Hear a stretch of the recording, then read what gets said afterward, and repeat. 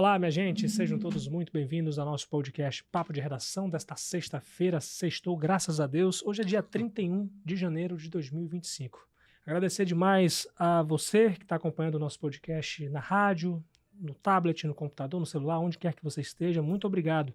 Você tem a seção de comentários do canal da Folha aberta para você no YouTube, onde você pode interagir, e também o Zap da Redação para você sugerir matérias ou entrevistas. O 999715300. O DDD aqui de Roraima é o 959715300. Hoje, gente, nós vamos falar um pouco sobre Operação Acolhida. Olha, gente, no dia 28 de fevereiro, a Operação Acolhida completa 7 anos de criação. E hoje nós vamos falar um pouco sobre os avanços da Força Tarefa e os desafios, especialmente os deste ano. E ainda mais agora com esse corte de verbas do governo Trump, né? E a gente vai para ONGs internacionais e a gente vai entender como é que essa decisão, já a gente vai entender como é que essa decisão ela afeta também o acolhimento a migrantes aqui em Roraima. Eu quero iniciar esse papo dando boas-vindas aqui ao coordenador da Operação Acolhida, o general Helder Braga. Inicialmente, bem-vindo, general. Eu é que agradeço essa oportunidade e poder explicar um pouco da Operação Acolhida. Muito obrigado, general. Quero dar as boas-vindas também aqui à gerente de projeto da Secretaria Nacional de Assistência Social. Ela é coordenadora do Subcomitê Federal para Acolhimento e Interiorização do Ministério do Desenvolvimento e Assistência Social. Seja bem-vinda, Nilzarete Lima. Obrigada a todos que nos ouvem nesse momento, né? Eu agradecer muito, né, a oportunidade de estar aqui. É um momento que a gente pode trazer informações fidedignas, né, do trabalho da Operação Acolhida. Eu estou na Operação Acolhida desde o início, desde antes do início da Operação Acolhida. Então a gente conhece bem, né, toda essa trajetória. Então muito obrigada e uma gratidão muito grande também à população roraimense, né, pela acolhida que dá também a esses imigrantes, né, e refugiados que chegam aqui no estado. Muito obrigado, Nilzarete. E olha, vou começar aqui um papo. Antes de a gente falar propriamente da Operação Acolhida, eu queria entender mais ou menos como é que vocês chegaram na Operação Acolhida. Vou começar aqui pelo general. General, como é que o senhor chegou à coordenação da Operação Acolhida? Eu queria entender um pouco mais do seu perfil, né, de liderança e o que o senhor já fez assim, na sua carreira militar para poder se credenciar aí como coordenador da Operação Acolhida desde 2023, né? Isso. Eu cheguei aqui em março de 2023, vou completar 2 anos agora. O perfil foi feito pelo comando do Exército. Uhum. Provavelmente pegando as minhas experiências que eu tive em várias operações de interagência.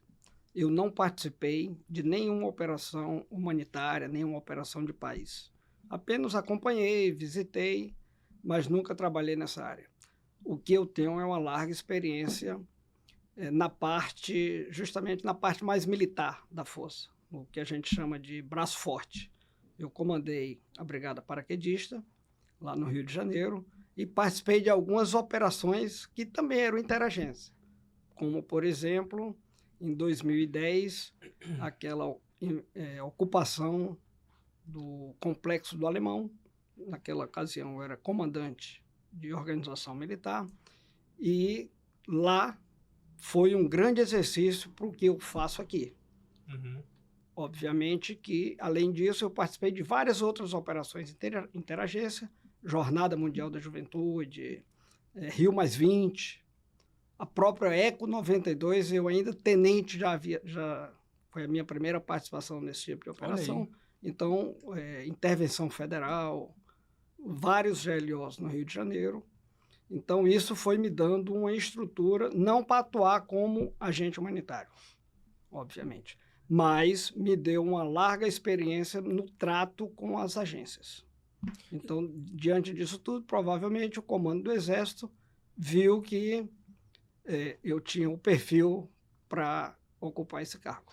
Quanto tempo o senhor já é militar do Exército? Esse ano eu faço 40 anos de serviço. Nossa, 40 anos, de serviço. A experiência é muito larga. Fora o período que eu estudei no Colégio Militar. Eu, desde os 10 anos de idade, faço continência. Quando eu entrei no Colégio Militar com 10 anos e estudei, fiz na época, o primário e o ginásio, aliás, o ginásio e o científico. Eu ainda sou dessa época. Então, Olha aí. e aí depois disso fui para a Academia Militar das Agulhas Negras e estou há 40 anos, farei agora em fevereiro, 40 anos de serviço. Coisa boa, né? Um marco realmente. Nilzarete, queria saber de você qual é a importância da tua função, né, para a Operação Acolhida, o que que você faz exatamente e se eu queria saber qual é o teu nível de envolvimento, né? Se você a vida toda você se dedicou para a questão humanitária, eu queria entender um pouco do seu perfil. Então, olha, só para fazer um registro, eu trabalho no governo federal desde 1975. Então, eu já passei, né, por várias etapas, né, e sempre trabalhei na área de direitos humanos, né? Iniciei minha trajetória no governo federal na promoção e defesa de direitos das pessoas com deficiência, né? Atuei, né? Eu sempre brinco que na legislação dos direitos da pessoa com deficiência, né, de 76 para cá, tem pelo menos uma vírgula minha, né? Então, todas essas discussões a gente vinha sempre colocando. Trabalhei muito tempo, né, desde a criação da pasta de direitos humanos, hoje Ministério dos Direitos Humanos e Cidadania, né? E posteriormente, né, diante do meu trabalho nessa área, eu fui convidada para atuar na área de acolhimento, né, de pessoas em situação de vulnerabilidade no Ministério, hoje Ministério do Desenvolvimento e Assistência Social, Família e Combate à Fome. E lá na coordenação geral do Serviço de Acolhimento, que coordena toda a parte de acolhimento no Brasil inteiro, né? E em função do trabalho da minha trajetória, né, quando começou a migração aqui em Roraima, principalmente na época, a gente estava já atuando na migração de haitianos, né, lá no Acre, foi toda aquela trajetória que teve, como começou toda aquela questão do Haiti, né, e coincidiu com um momento de calamidade no Acre, e aí a gente teve toda essa questão da migração venezuelana aqui em Roraima, e aí a gente se deslocou para cá já no final de 2015, 2016, né, e eu sempre falo que a gente hoje tem saudade, né, do final, porque quando eu vim para cá a gente tinha 22 indígenas, o Aral, que foi quando, né, foram os primeiros a chegar aqui em Pacaraima, né? Chegou em Pacaraima, posteriormente para Boa Vista, e de lá para cá eu fui designada para cuidar dessa pasta de migração e refúgio lá no Ministério do Desenvolvimento Social. Então, ou seja, a minha vida praticamente inteira, né, tive algumas atuações na sociedade civil também, na promoção e defesa de direitos, sempre nessa área de direitos humanos. Então, creio que por isso, né, eu tive a confiança de vários secretários, vários ministros, né, e do presidente atual, da presidência da República, para atuar nessa área. E na governança, quando foi criada a Operação Acolhida, foi federalizada a ação aqui em Roraima, né, em 2018, foi criada uma governança da Operação Acolhida, um Comitê Federal de Assistência Emergencial, né, com 3 subcomitês temáticos, né, o Subcomitê de Identificação, Recepção e Triagem, né, que é coordenado pelo Ministério da Justiça, e o Subcomitê de Acolhimento e Interiorização, coordenado pelo nosso ministério, né? E aí eu fui indicada, né, pelo ministro, à época, para representar o ministério na coordenação desse subcomitê, né? Então, estamos até hoje nessa trajetória, né, coordenando todos os procedimentos, guias, critérios e procedimentos operados no âmbito da Operação Acolhida, no segundo eixo, né, que o general pode falar um pouquinho, que é o eixo de acolhimento, e no terceiro, que é da interiorização. Eles são discutidos, aprovados pelos pares todos, aprovados no âmbito do subcomitê, aprovado em âmbito federal. Então, a gente coordena toda essa parte aqui em conjunto com a Força Tarefa, né? Toda a parte do acolhimento, né, dos abrigos todos, que é de gestão federal, responsabilidade do MDS, porque nós coordenamos o Sistema Único de Assistência Social, que tem a responsabilidade pela defesa, pela promoção e pela proteção social de pessoas em situação de vulnerabilidade. Mas você trabalha em decisões lá de Brasília, né? Lá de Brasília, mas a gente tem a agenda, né? Eu tenho uma equipe do MDS que fica aqui em Boa Vista, uma equipe que fica em Pacaraima, né, lá no terceiro eixo, porque embora quem coordene o primeiro eixo da recepção, identificação e triagem é a Justiça, nós atuamos dentro desse subcomitê também, tem nossa representatividade, e eu estou também nesse primeiro subcomitê, né? Então, a gente tem uma equipe de proteção social que acolhe, que atende lá também, nós temos uma outra equipe aqui, né, de gestão, que faz essa articulação interinstitucional, uma equipe no Petriga, que também, né, que está atuando na parte de abrigamento, a gente acompanha, né, e tem uma outra equipe comigo lá em Brasília, então a gente está o tempo todo, embora a gente tenha agenda presencial uma vez por mês, a gente está dia e noite, de madrugada, de manhã, tarde, noite, de madrugada, atuando aqui junto com o general também, né, nessa proposta, né, de trabalho, nessa estratégia de governo, né, e também fazendo a articulação com os entes federados no terceiro eixo, que é a interiorização, para promover, né, o deslocamento voluntário das pessoas daqui de Boa Vista, né, para outras unidades da federação na estratégia de interiorização. General, o que que faz um coordenador da Operação Acolhida? Na verdade, eu sou nomeado coordenador operacional da Operação Acolhida aqui em Roraima. Então, eu faço, como a dona Nilzarete falou, nós temos uma governança, que ela já explicou, o Cefai, que é o Comitê Federal de Assuntos Emergencial, ela comentou os 3 subcomitês, e esses 3 subcomitês fazem as proposições do regramento, das ações a fazer, é aprovado pelo Cefai, e aí vem para mim, em boa parte, para que eu, junto com as outras agências, são mais de 100 parceiros que trabalham na Operação Acolhida, a gente recebe essa demanda, essas orientações e faz a organização para que haja a execução. Então, a Operação Acolhida, vou complementar um pouco já o que falou a dona Nilzarete, ela é uma ação, ela é uma resposta do Estado brasileiro à crise migratória que foi crescendo até que em dezembro de 2017 extrapolou as condições do Estado e dos municípios. Então, o Estado brasileiro resolveu agir e aí criou a Operação Acolhida.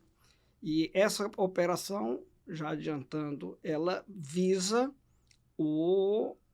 atender a esses 2 estados, colaborar, contribuir, complementar e não substituir os entes aqui do estado de Roraima, seja o governo estadual, seja os 2 municípios. E a gente tem 3 eixos estruturantes. Com esses 3 eixos estruturantes, a gente consegue fazer a gestão da Operação Acolhida.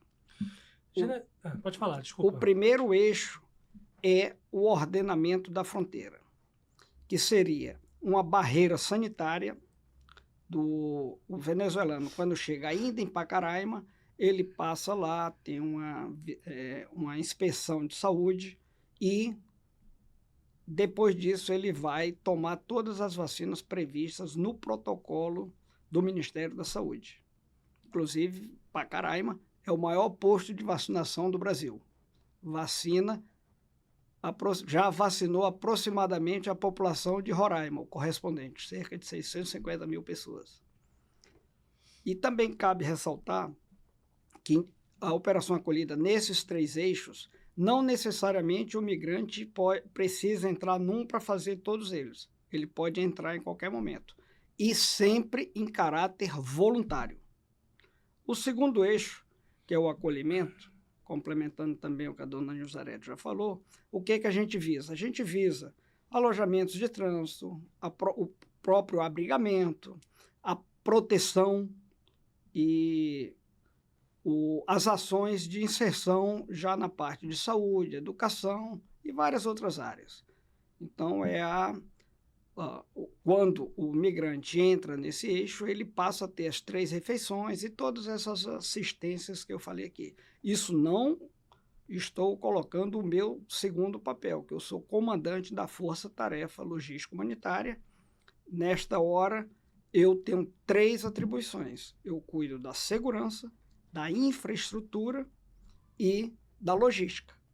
Mas quem lida com os venezuelanos em todas as fases é algum agente humanitário dos nossos mais de 100 parceiros.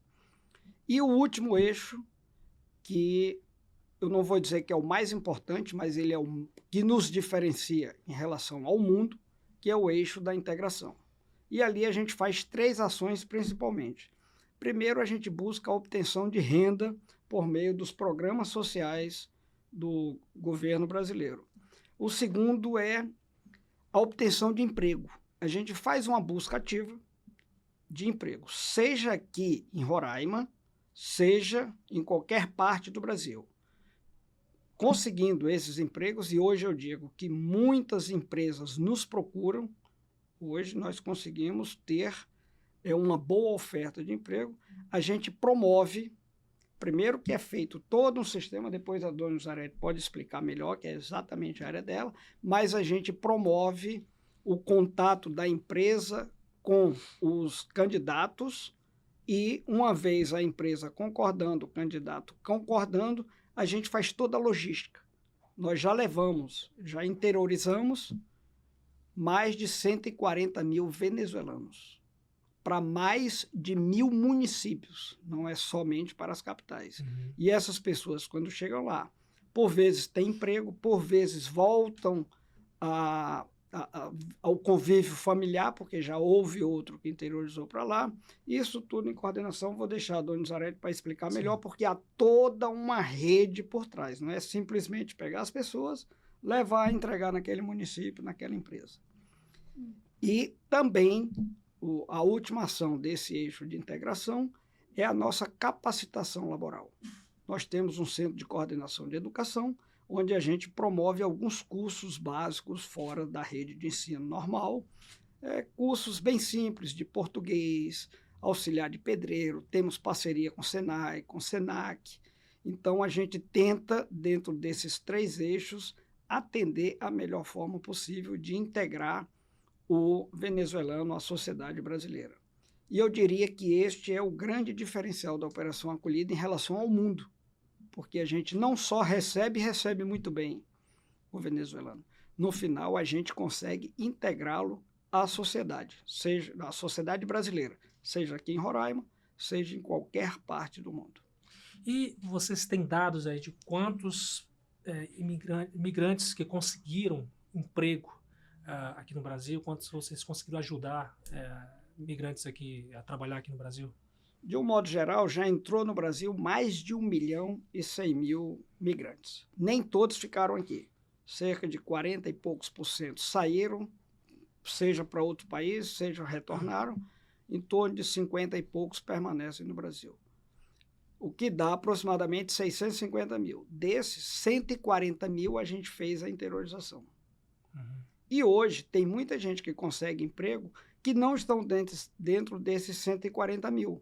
Porque uma vez interiorizado, obtendo a renda, várias pessoas conseguem pagar passagem para os seus parentes, o que não deixa de ser uma ação indireta da Operação Acolhida.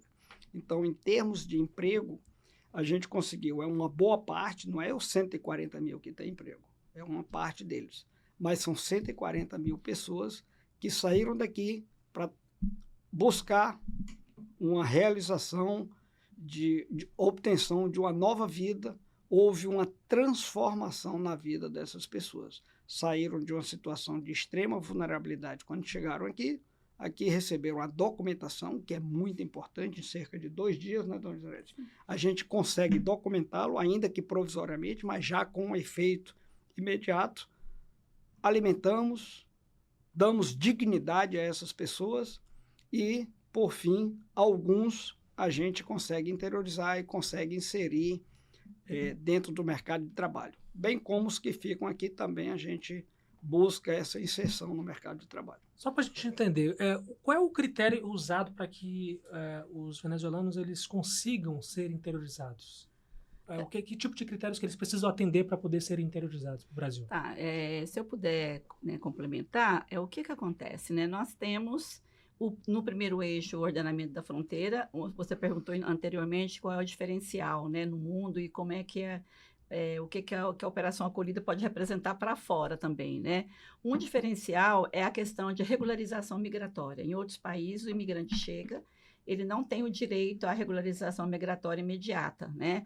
Na Operação Acolhida e no Brasil, né, o imigrante ele chega, ele tem a sua regularização migratória e nós temos um pacto, né, com os entes federados de que nenhuma pessoa que passe, nenhum imigrante que passe por dentro do serviço da Operação Acolhida, ele se desloca para outros municípios sem estar com a questão de vacinal completa e sem estar com a documentação de regularização migratória, tanto de refúgio, solicitação da condição de refúgio, como também de residência temporária, né?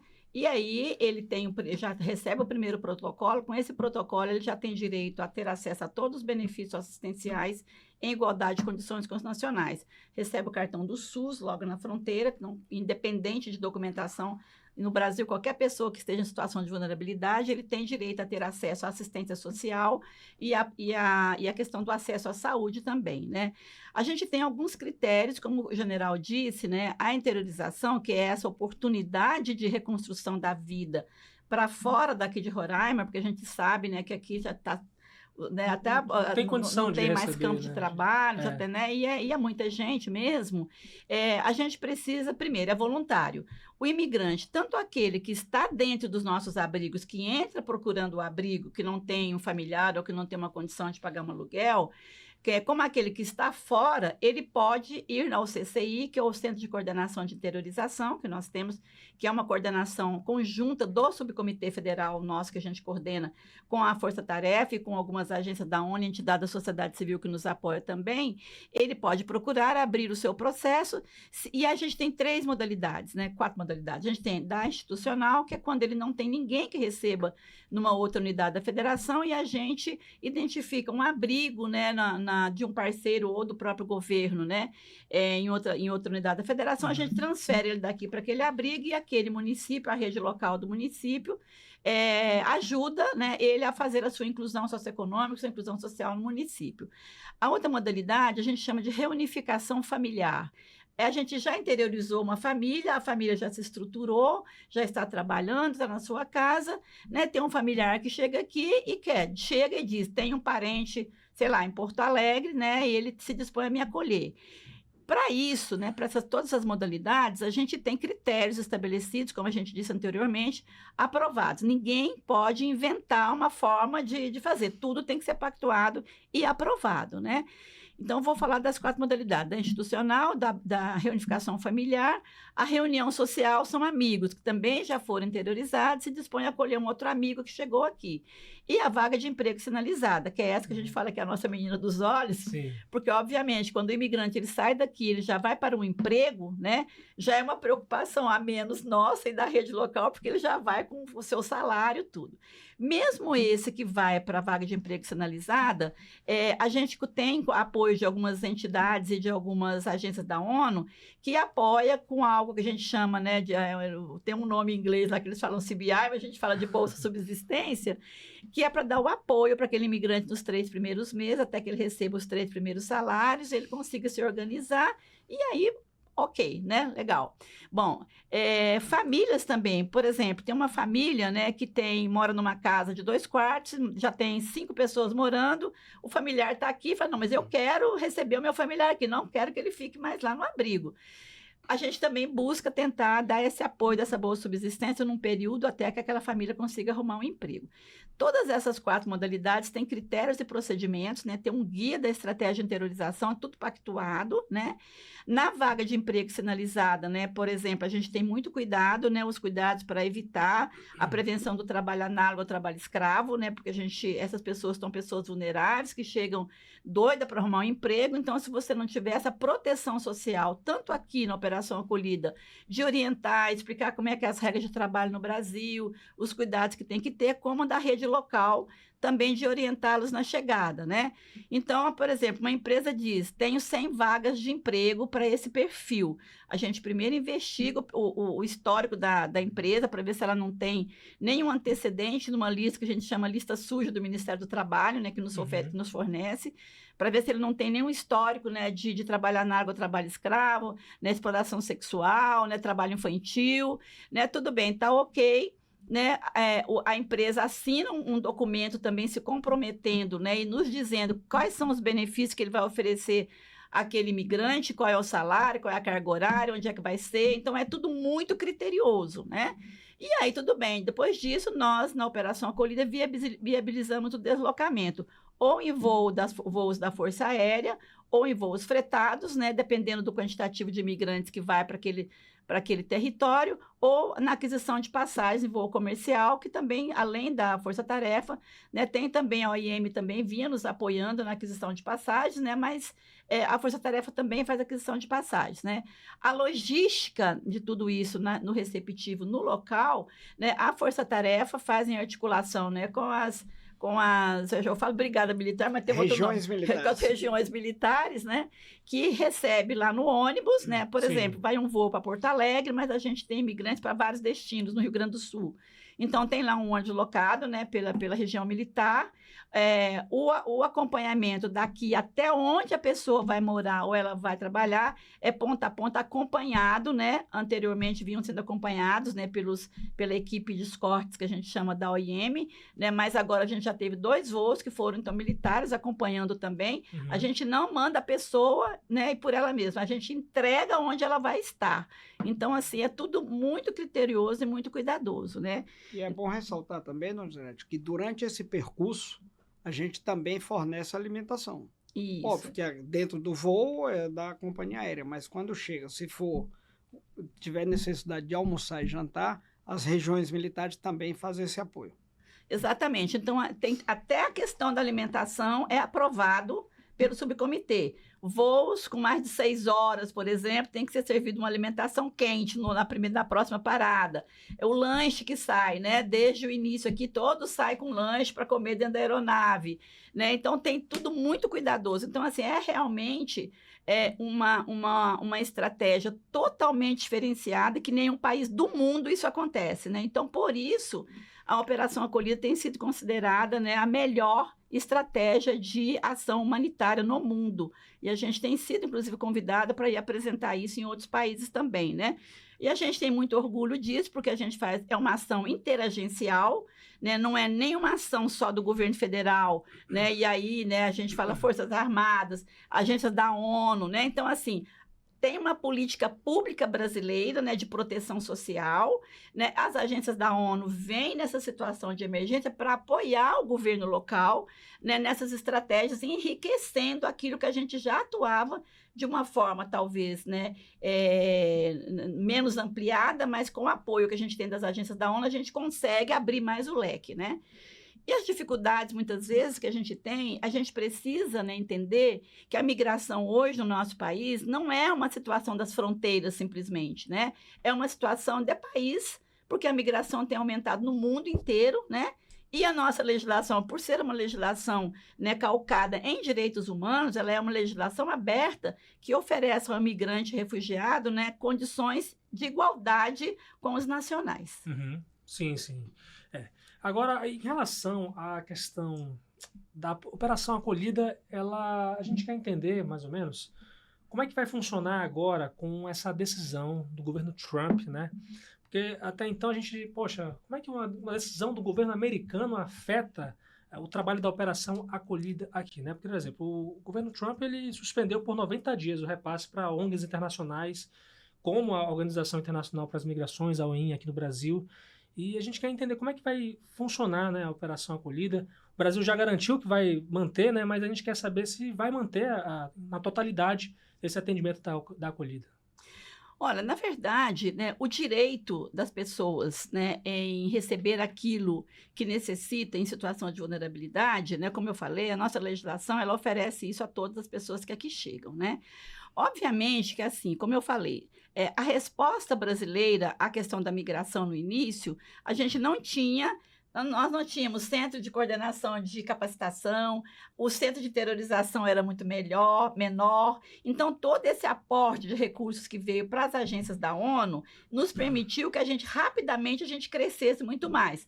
Talvez a gente não tivesse crescido tão rapidamente, mas a gente não deixaria de atender as necessidades básicas dessas pessoas, né? Por exemplo, agora, né? A gente não tinha uma equipe aqui, tem uma equipe de governo federal, a gente se desloca para cá, né? Mas, obviamente, a gente está deixando descoberto algumas coisas lá, né? Mas numa situação de emergência, há uma junção de esforços. Agora, por exemplo, né? Sou coordenadora lá em Brasília, coordeno aqui, vou para ficar aqui, né?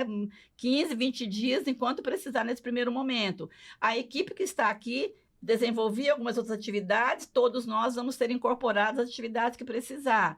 Já estamos, né, contratando via outros projetos que a gente tem também, equipes para ficar aqui. Agora, se você me perguntar, né, então não precisa mais das agências da ONU? Não é isso, porque esse aporte nos permite avançar, né, com muito mais atividades, né, e responder de uma forma mais rápida. Mas, assim, não houve interrupção nem da interiorização, nem do atendimento, não houve interrupção de nada até agora. Se você me perguntar, é na mesma agilidade? Não, é de uma forma mais lenta. Mais né? reduzida, né? Mais reduzida, mas continua sendo feito. Inclusive, vim ontem de Pacaraima, estava lá, fiquei 2 dias, né? Vim para cá, estava tranquilo, não tinha nenhum movimento, nenhum represamento, as pessoas estavam tranquilas, porque assim, o importante é o imigrante que chega a saber que ele tem o direito à gratuidade do serviço, que ele continua sendo atendido. Se ele não vai ser atendido em 1 ou 2 dias, mas no 3º dia ele vai ser atendido. Então, é importante a gente passar essa segurança, né? E a gente evitar reforçar, muitas vezes, fake news que já surgiram nesses primeiros dias agora. Olha, agora vai ter que pagar para tirar a documentação, porque né, a agência da ONU não está mais ali, tem que pagar. Né? E a pessoa que chega não pode mais para o abrigo, porque está fechado o abrigo, então não existe nada disso, não houve nenhuma alteração na sistemática, na metodologia do trabalho no âmbito da operação acolhida. Mais lentamente, né? Mas a gente nem está sentindo, graças a Deus, a gente não teve um aumento de fluxo nesses dias, então a gente está dando conta por enquanto, entendeu? Então Agora, acho que é isso. Agora, só para a gente entender, por exemplo, a ONG, no caso a OIM, né, que é a agência da ONU, né, para migrações, ela... eu queria entender a participação, né, dela, qual é a grande importância da OIM para a gente entender esse cenário, né, de atendimento reduzido da operação acolhida. Assim, em questão de, tanto financeiramente quanto também em participação de pessoal mesmo. Assim, né, a OIM é uma organização das Nações Unidas que tem essa expertise, né, de lidar com o deslocamento humano, né, com operações, né, com estratégias de deslocamento humano, acompanhando essas pessoas nessas situações, né. E para além disso, né, tem toda também uma especialização das equipes no caso da proteção social, das escutas qualificadas também, né, nessa questão da disponibilidade das equipes de se deslocar, né, de onde mora para acompanhar, por exemplo, isso que eu falei de acompanhar o imigrante até aquele destino, de acompanhar crianças e adolescentes acompanhados que não pode ir sozinho, vai também uma equipe. Então, assim, ela compõe, é como se ela estivesse compondo a nossa equipe de proteção social e aí a gente consegue ter uma cobertura maior, né? Então, assim, eu vejo a OIM como uma agência estratégica, né, para nos apoiar, né, nessa questão toda, inclusive, assim, suprindo e apoiando também os municípios, não apenas a gente aqui na Operação Acolhida, né? Ela tem um leque muito mais amplo de atuação, trabalhando com o governo no fortalecimento da capacidade local também dos municípios, né?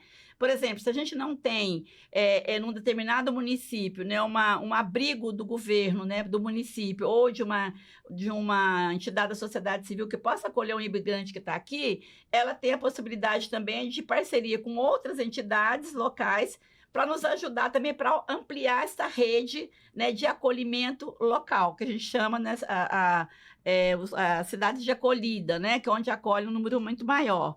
Né? Para além disso, também a questão de saúde. Então, eles têm várias expertises, não só na parte da proteção social, mas na parte também de atendimento em saúde. Né? Então, é muito amplo o leque de atuação da OIM. Então, isso, obviamente, né, nos ajuda a ter essa rede mais ampliada. Porque nós, do MDS, nós, né, coordenamos o Sistema Único de Assistência Social, né, que a gente tem, por exemplo, o Centro de Referência da Assistência Social em mais de 8.000 municípios, né? Assim, tem mais de 8.000, não, tem mais de 5.000. Nós temos mais de 8.000 CRAS e CRES em todos os municípios. Então, a gente tem mais de um em municípios. Sim. E os centros, também os CRES, que é o Centro de Referência Especializado. Então, assim, essa atuação das agências também no município, no território, fortalece a capacidade local e atua com a nossa rede local também. Então, assim, é como se a gente tivesse várias operações acolhidas nos destinos, porque a gente trabalha em conjunto de forma interagencial. A parte de capacitação profissional a gente faz muito em conjunto também, então acho que se enriquece, né, o trabalho quando a gente tem um agente internacional, né, credenciado com nome. Eu acho que isso é importante também, né, a gente está atuando dessa forma.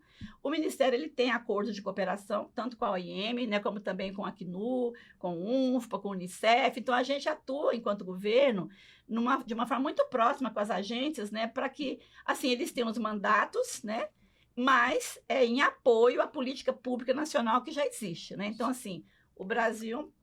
Né, do tamanho do Brasil, então muitas vezes a gente não consegue a cobertura em todos, então essas agências nos ajudam a ampliar, né, esta rede de acolhida. São quantas ONGs, quantas agências que estão hoje na Operação Acolhida? Não, a gente fala 100, mas tem muito mais de 100, incluindo agências da ONU, entidades da sociedade civil, né, os estados e os municípios. A gente não pode esquecer que os estados e os municípios é que recebem esses imigrantes. A exemplo, aqui, né, em Roraima, né, a gente tem também uma parceria muito próxima, até tanto com a Secretaria de Assistência Social, aí estou falando mais em termos do MDS, com a Secretaria de Assistência Social do município e também do Estado, né, que em algumas situações de muita vulnerabilidade, onde o local adequado não é o abrigo coletivo, né, a gente também tem uma parceria muito local com a saúde também, a questão da vacina, por exemplo, que o general pode explicar melhor, né, lá o posto de vacina de Pacaraima é uma ação conjunta da Força Tarefa, da Operação Acolhida com o município, né, a vacina vem dentro do pacote Estado e município, né, mas já com destino, porque o posto realmente lá da fronteira é o maior posto de vacinação acho, do Brasil, né? Do Brasil. Então, assim, a gente faz ações conjuntas, mas, obviamente, né, que a gente, por exemplo, a gente ainda tem hoje, a gente tem 7 abrigos, né? A gente tem quase 7.000 pessoas abrigadas, né? Essas 7.000, elas precisam sair, porque está chegando, continua chegando gente. Então, a gente precisa ter esse fluxo, e por isso a gente precisa de ter esses apoios nos destinos também, né? Para que o Estado e o município, nos outros locais, não se sintam sozinhos também.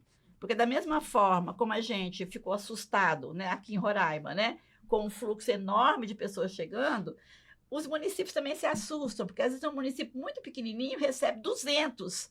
Aí o que eu faço agora, assim, né? Então a gente está sempre apoiando isso, sabe? Os municípios também. Agora, a Operação Acolhida já calculou quanto que ela custou já ao Estado brasileiro? Assim, existe como calcular isso? Porque ela tem a participação também de várias ONGs. Olha, eu vou deixar para o general falar, mas eu vou te dar uma resposta. Cuidar de vidas, né? Bem cuidando de vidas não tem preço, né? Eu acho que não é o custo em si, é a resposta que você dá para preservar a vida das pessoas, né? Porque eu sempre falo, não tem nem preço que pague quando você vê uma família, né, que veio a pé, né, que chega sem nada, e que, como a gente já viu, chegando sem roupa na fronteira, né, e você coloca aquela pessoa dentro de um avião que ela nunca entrou numa aeronave, né, a criança olha pela janela e vê a nuvem e diz, né, fala lá no espanhol, mas diz, é algodão doce, né?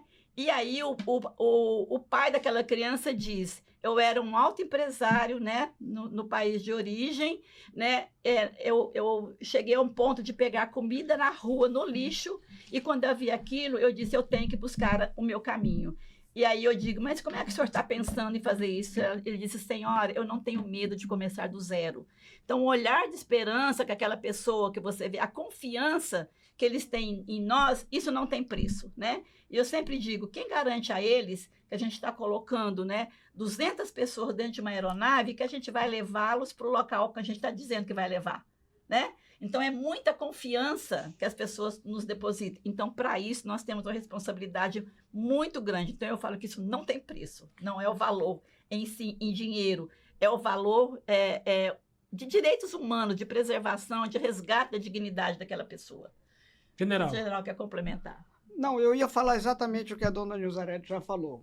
Falou muito bem, com muita propriedade, porque ela está, além de estar desde o início, a dona Nilzarete é uma verdadeira entusiasta da operação, acho que o senhor já percebeu, né? A gente tem um gasto que não é calculado em termos das agências, e são muitas agências que recebem dinheiro internacionais, tem a sociedade local também que contribui, então esses parceiros, eles têm os recursos próprios. O recurso que a gente recebe para fazer isso que eu falei, né, a FT estruturar as 3 ações que ela tem que fazer, a parte de infraestrutura, de logística e de segurança, cada ano varia, mas eu garanto que o governo, e nos 2 anos que eu passei aqui, esse já é o 3º ano, apesar de não ser 3º ano completo, são 23 eu recebi recurso, 24 recebi, e esse ano eu já recebi o recurso previsto para o ano inteiro. Olha aí. Olha, eu quero saber agora um pouco sobre algumas situações, como, por exemplo, senhora falou a questão dos abrigos, que hoje existem 7 abrigos da Operação Acolhida, né? Apesar de um aumento do número de venezuelanos, logo depois, que aí eu particularmente considero que é uma ditadura, né? Que houve uma manutenção de uma ditadura por mais um tempo, lá na Venezuela até 2031, do Nicolás Maduro. Houve segundo dados da OIM, né, agora de agosto a dezembro de 2024, foi registrada uma média de quase 20 mil entradas de venezuelanos. É uma média bem acima, né, inclusive, do que foi registrado nos meses anteriores. Eu queria entender por que hoje a Operação Acolhida ela tem menos abrigos do que anteriormente, logo quando começou essa crise. Então, no início, a gente fez também, inclusive para otimizar, né, o uso de recursos, de equipes, a gente fez uma junção de alguns abrigos. Porque anteriormente a gente tinha abrigos assim, muito assim, abrigo para homens, abrigo para isso, abrigo para aquilo, porque foi mesmo um aprendizado lá no início. À medida que nós estamos amadurecendo com essa questão, né, de como lidar com um grande fluxo de pessoas, a gente foi vendo que a gente podia fazer algumas adequações. Então, a gente desativou, a gente não fechou. Obviamente, alguns a gente fechou sempre porque não tinha mais necessidade, né? Mas no início a gente tinha assim um aglomerado de pessoas, né, que chegavam, um número muito maior no início da Operação Acolhida e que exigiu. Por exemplo, quando a gente teve aquele processo da fronteira fechada, né, e a gente sempre fala que entrou muito mais gente quando estava, né, fechado do que quando estava aberta, a gente estava com os nossos abrigos, a nossa capacidade lotada. Depois, com o aumento da estratégia de interiorização, a gente começou a fazer fluir esse fluxo de entrada, abrigamento, interiorização, entrada, abrigamento, interiorização. Então, a gente conseguiu fazer esse balanço, né, do número de entradas com a redução da permanência das pessoas nos abrigos com a estratégia de interiorização. Pra você ter ideia, a primeira interiorização que nós fizemos em abril de 2018, a gente levou 250 pessoas, né? Hoje a gente leva uma média de 2.000, 2.500 pessoas mês que a gente tira. Então a gente não tem uma entrada de 2.000 pessoas, né? Assim, até tem, mas a gente consegue fazer essa transferência voluntária dessas pessoas com o aumento da estratégia de interiorização. E para isso não houve mais a necessidade de ter, a gente já chegou a ter 15 abrigos no início, né, que a gente não tinha esse fluxo de interiorização, a gente foi aumentando gradativamente. Por exemplo, antes a gente tinha uma aeronave da Força Aérea que levava. Depois a gente conseguiu, né, diante das estratégias também da infraestrutura e logística com o Ministério da Defesa, ter a possibilidade de fretar voos para os locais onde a gente não tinha, às vezes, né, avião da Força Aérea, né? Então, assim, a gente foi fazendo esse aprimoramento na gestão de processos e a gente conseguiu reduzir o número de abrigos. A gente tinha, por exemplo, Rondon 1, Rondon 2, Rondon 3, Rondon 4, Rondon 5. A gente juntou, porque era tudo junto, né? Aumentamos a equipe de uma forma que dava para fazer a gestão de todos. Então, a gente conseguiu reduzir. Por isso que reduziu um pouco. Mas hoje, a gente ainda tem vagas suficientes nos abrigos, né? Para chegar um público maior agora. E a gente tem vagas ainda disponíveis em todos os abrigos. E tem, inclusive, espaços, né, preparados pela Força Tarefa, espaço de contingência, porque a gente tem sempre que estar com o pé à frente. Se vier uma avalanche de pessoas, a gente já tem um outro espaço para acolher também. Tem possibilidade de ampliar também a questão dos abrigos. Então, assim, não vamos ser pegos de surpresa. Olha, na semana passada, aqui na Rádio Folha FM, um delegado que é muito conhecido aqui em Roraima, o Daniel Trindade, ele deu uma entrevista em que ele, em uma das falas dele, ele criticou a Operação Acolhida, afirmou aí que existem dentro de abrigos, e aí vocês podem falar sobre isso, organizações criminosas, estupros de crianças, adolescentes, falta de fiscalização policial nos locais. Afinal, vocês confirmam que existem essas situações? De que forma que vocês estão dando resposta em relação a isso? Olha, o que eu tenho a dizer é que a Operação Acolhida, e aí entra a parte da Força Tarefa, que é responsável pela segurança, nós temos segurança em todos os abrigos. Regularmente a gente faz inspeções com o apoio da Guarda Municipal, da Polícia Civil, da Polícia Militar, do Corpo de Bombeiros, da Polícia Militar e até da Força Nacional de Segurança. Não só dentro dos abrigos, nessas inspeções, como também no patrulhamento da área externa aos abrigos. E todos esses órgãos da segurança pública aqui de Roraima são muito parceiros e estão sempre atuando em conjunto conosco. E dentro dos abrigos, realmente não acontece esse tipo de criminalidade por gangues. O que acontece, eventualmente, e isso acontece, são casos de estupro dentro das famílias. E isso, quando é plotado, e o senhor sabe que a maioria dos casos de estupro no mundo é dentro da própria família. E isso acontece. E quando acontece, a gente pega e faz a notificação à polícia, leva preso, e a partir daí é aberto o inquérito para fazer a apuração. Então, nós estamos muito integrados, nós fazemos uma reunião, para o senhor ter uma ideia, uma reunião periódica com todos os órgãos de segurança.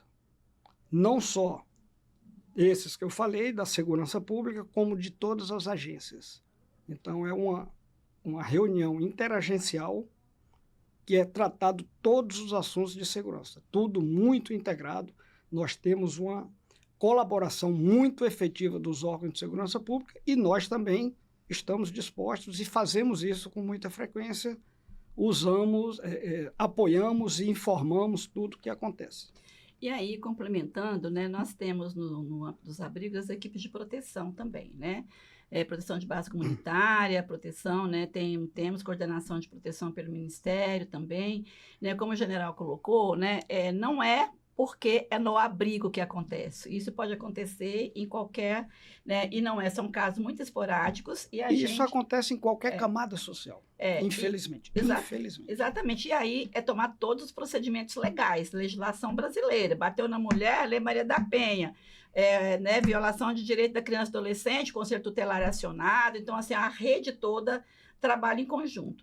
Então, assim, eu penso que as pessoas, né, que têm muito esse pensamento, que parece que o abrigo da Operação Acolhida é uma caixa fechada, que ninguém tem acesso, né, a gente gostaria de convidar as pessoas para ver todo o trabalho de base comunitária que é feito nos abrigos, as atividades que é feita, que converse com as famílias, né, para verificar exatamente, né, conhecer para dentro da Operação Acolhida, a forma como nós trabalhamos, porque assim, ali, né, é um local onde a gente tem 1.500, 2.000 pessoas, né, então é um condomínio, né, e um condomínio é quase que um município, né, se você juntar todos os abrigos é quase o tamanho de um município. São 7.000 abrigados, né? São em torno de 7.000 abrigados. Então, assim, né, a questão da frequência escolar, das crianças matriculadas na escola, né, que você entra, você vê lá nos abrigos indígenas, por exemplo, o menininho saindo com a mochilinha nas costas para a escola. Então, as pessoas que ficam de fora e que fazem essas críticas, né, a gente convidaria para conhecer, né, para conversar conosco, para a gente dar as informações fidedignas, porque é muito preocupante quando a gente não conhece uma situação e começar né, passar informações para a sociedade como um todo que não é real, né? Então, assim, não é porque é imigrante que acontece isso. Isso acontece na sociedade brasileira, né? Qualquer situação de violência pode acontecer. Agora, compactuamos com isso? Não. Tanto que nós temos regras e procedimentos, né, utilizados dentro dos abrigos, que no momento em que a pessoa entra no abrigo, ele assina, ele ter conhecimento das regras e procedimento, horário de entrada, horário de saída, né, a participação que tem que ter dentro do abrigo, o que é que tem que ser feito, a horário de alimentação, participar tudo, tem tudo, é tudo pactuado, isso inclusive com as lideranças, principalmente dos abrigos indígenas, a gente revê regras com as lideranças, inclusive para que as pessoas tenham noção que, assim, é um local, né, que as pessoas entram, é como se morasse numa república, tem que ter regras, porque senão, né, o serviço fica tudo em cima de um. Então, eu penso que assim, mas fica muito ainda, lamentavelmente, né, as pessoas colocando a conta, né, para o imigrante, né, e não é isso, né, o imigrante, ele está aqui como se fosse um cidadão qualquer, e a gente sempre diz, entrou no Brasil, está regularizado, brasileiro né, então ele tem que ser tratado com respeito, com dignidade, mas ele tem também que respeitar, né, a nossa legislação, e isso a gente deixa muito claro. Olha, gente, nesse mês, a Defensoria Pública da União e o Ministério Público Federal, eles protocolaram uma ação civil pública na Justiça Federal para que obrigasse aí a assistência a indígenas venezuelanos das etnias Uarau e eu acho que é Inhempá, né? Lá em Pacaraima, na fronteira com a Venezuela. E a gente lembra aqui um assunto em que o abrigo Janocoida, lá de Pacaraima, precisou ser desativado por conta de um risco de desabamento, né? Pelo menos que foi o que constatou lá a Defesa Civil, né? E aí houve essa ação civil pública por parte desses órgãos, que eles alegam que, com o fechamento imediato desse abrigo, 310 pessoas, incluindo crianças matriculadas na rede escolar local, não tiveram tempo para se reorganizar. E aí, como resultado, muitas famílias acabaram em situação de rua e enfrentaram insegurança alimentar e desestruturação familiar. Eu queria que vocês falassem sobre isso. A Operação Acolhida, ela não tinha um plano melhor? O que está fazendo para poder acolher essas pessoas? Tudo bem. A gente tomou conhecimento do laudo da Defesa Civil, em que dizia que havia um risco iminente para as pessoas. E aí nós, obedecendo ao principal princípio do direito humano, que é o direito à vida, nós nos reunimos, fizemos algumas reuniões preliminares com vários órgãos de justiça, inclusive, e traçamos uma estratégia de comunicado. A gente não poderia comunicar de uma forma irresponsável. Primeiro, a gente tinha que ter uma condição de oferecer uma condição com dignidade. E aí nós chegamos no abrigo, a FT proporcionando a logística, para para oferecer àqueles que desejassem, e isso é muito importante ficar frisado, que ninguém foi retirado. A gente explicou a situação do grau de risco, com a própria Defesa Civil também fazendo essa exposição, por meio dos agentes humanitários, junto com o Ministério do Desenvolvimento Social, e lá nós explicamos a situação. Terminado essa explicação, todos foram voluntários a sair. Cerca de 50% preferiu ficar lá, em Pacaraima, porque já tinha casa ou tinha parentes, e a gente proporcionou a logística para levar até esses locais. O restante, que a gente ofereceu, um abrigo que estava fechado, a dona Isarelli já comentou, nós tínhamos a gente sempre tem um espaço emergencial, nós ativamos e trouxemos os outros 50%. Em questão de 10 dias, todas as crianças que vieram estavam estudando na rede pública e na rede estadual.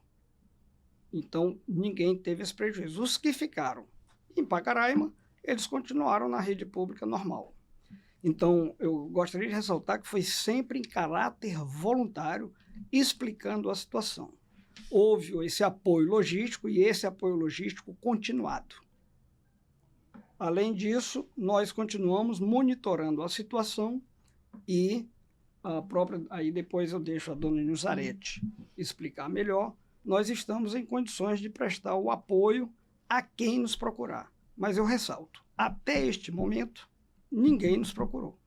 Aí eu deixo a dona Nilzarete complementar. E aí eu acho que é bom acrescentar, principalmente essa questão que a gente, né, a preocupação da criança, né, a interrupção do ano escolar, né, não houve isso, pelo contrário, tanto a Secretaria de Educação do Estado como do município, tanto em Pacaraima como aqui, né, também se mobilizou, e inclusive com o transporte, né, que a Força Tarefa oferecendo aqui às crianças, e obviamente quando chegou, a gente ficou com a preocupação que a escola poderia ser longe do abrigo, né, tem o transporte da Força Tarefa que está levando as crianças, então não houve nenhum prejuízo, nem para as crianças das famílias que optaram por vir, nem das crianças que ficaram lá em Pacaraima, que já estavam lá e já estavam frequentando normalmente.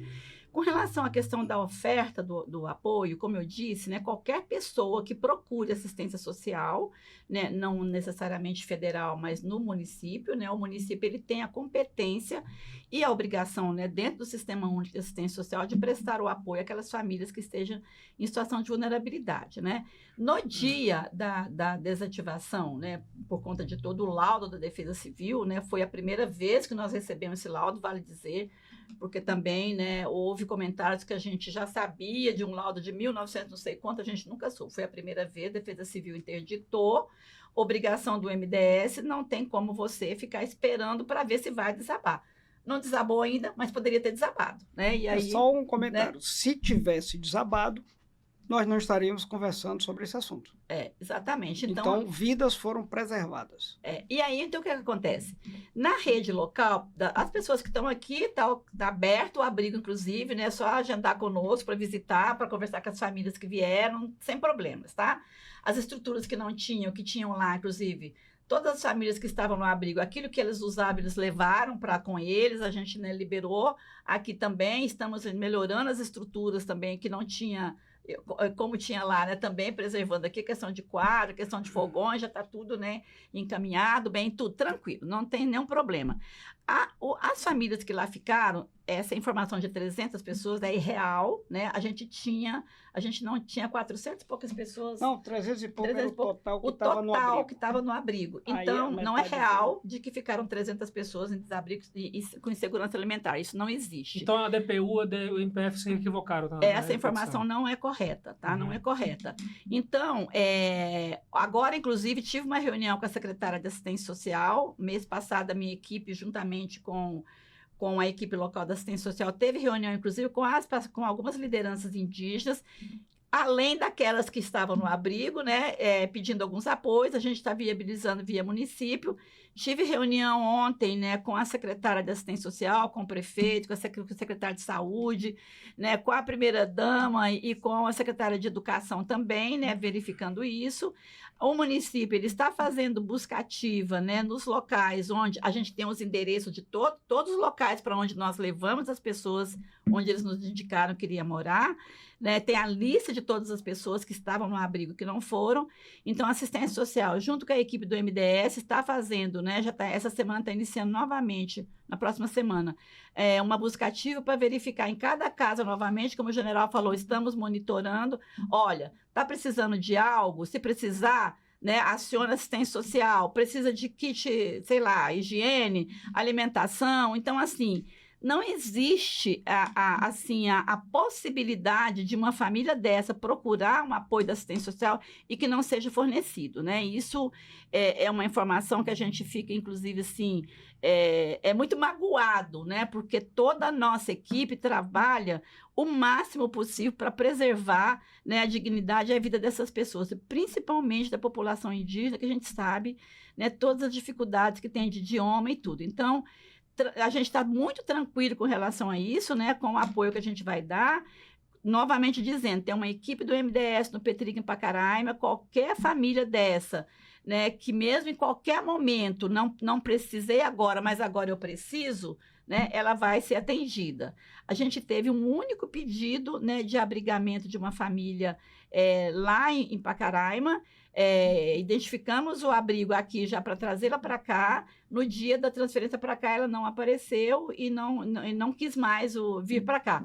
Então, deve ter arrumado, e assim a gente tem que respeitar o desejo das pessoas. Porque se for uma opção da pessoa, não vou mais ficar em abrigo, vou alugar uma casa ou vou morar com meu parente, a pessoa tem liberdade de escolha. Nós não podemos impor às pessoas.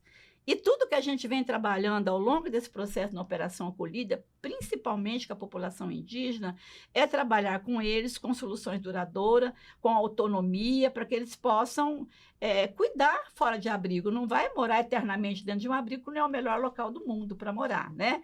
Então, a gente não pode ir contra o desejo. Bom, se eu agora tenho condições de morar num outro local que não é um abrigo, o MDS não pode ir lá e dizer, não, agora você vai para o abrigo sim, porque tem uma ação da justiça, você precisa ir para o abrigo. Né? É uma escolha da pessoa. Né? Então, assim, tem informações distorcidas, né? E essa é a informação real e fidedigna que eu estou passando para todos vocês. Ok, a gente, infelizmente, o tempo é curto, né? Eu queria fechar essa conversa, eu queria saber do comando da Operação Acolhida e também do Ministério do Desenvolvimento de Assistência Social sobre que tipo de desafios que vocês pretendem superar nesses próximos tempos, nesses próximos meses e anos. Bom, eu sou o coordenador operacional e comandante da Força Tarefa Logística Humanitária, que é a parte das Forças Armadas. Enfrentar desafios na Operação Acolhida é uma constante. Todos os dias nós temos desafios novos, antigos e até mais antigos que retornam depois. Então, isso é um exercício que a gente faz todos os dias. Mas, como já foi dito, nós já melhoramos muito os nossos processos. Os nossos processos hoje são muito sistematizados. O próprio migrante, quando chega, já conhece parte desse sistema. Para o senhor ter uma ideia, esse ano nós tivemos grandes desafios, do ano passado para cá.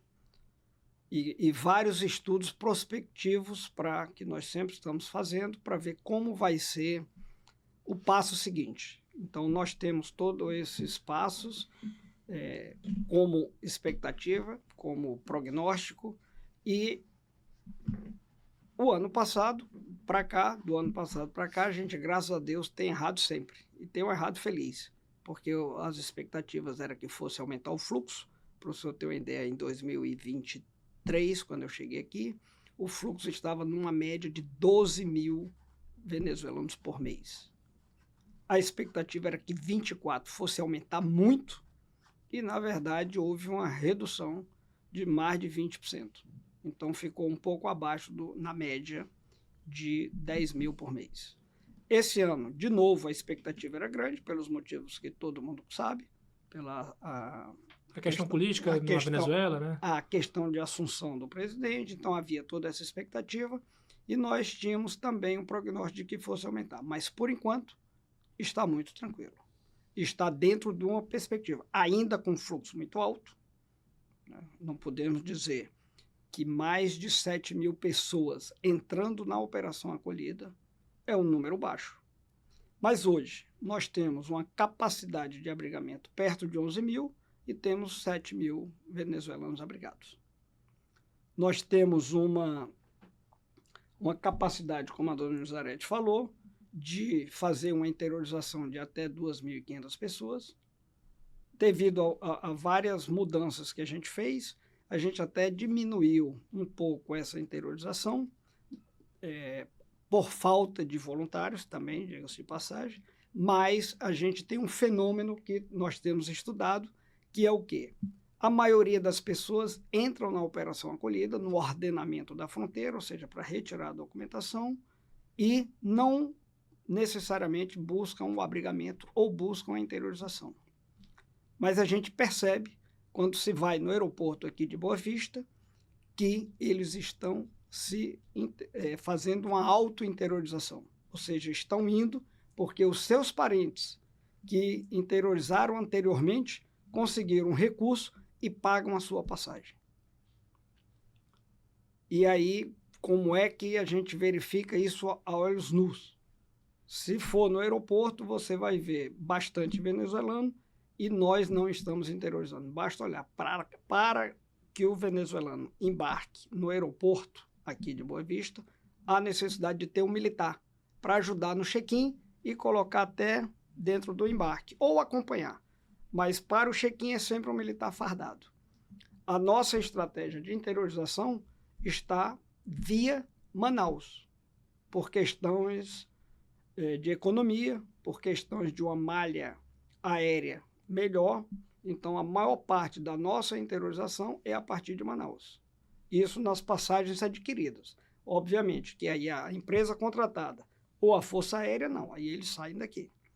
Então, essas medidas todas que a gente tem tomado têm contribuído para melhorar o sistema e fazer economia.